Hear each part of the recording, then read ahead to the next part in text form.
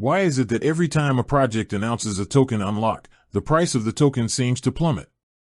Chart decreasing. It's a question many crypto investors have, and it's a topic shrouded in a lot of fear, uncertainty, and doubt. But what if I told you that while token unlocks can be a major event, they aren't always a guaranteed disaster? Let's start with the basics. What exactly is a token unlock? Well, in the world of crypto, a token unlock is a pre-planned event where a certain number of previously locked or restricted tokens are released into the market. These are often tokens that were allocated to early investors, team members, or project advisors during the initial fundraising phase.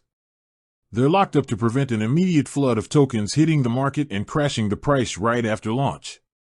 This is all part of a project's tokenomics, which is basically the economic model that governs a cryptocurrency.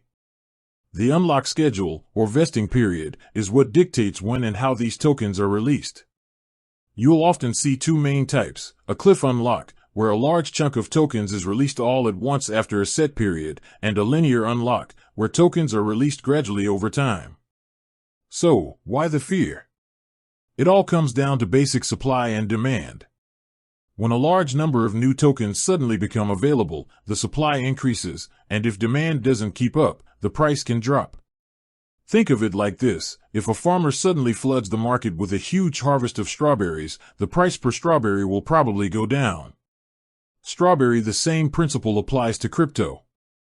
But here's where it gets more nuanced. The impact of a token unlock isn't just about the numbers, it's also about the psychology of the market. Investors, especially retail traders, often sell off their holdings in anticipation of an unlock, fearing a price crash. This preemptive selling can sometimes cause the price to drop even before the actual unlock happens. It's a classic case of sell the rumor, buy the news. It's also important to consider who the tokens are being unlocked for. Unlocks for a project's core team might trigger more concern from the community, who worry the team will sell off their holdings.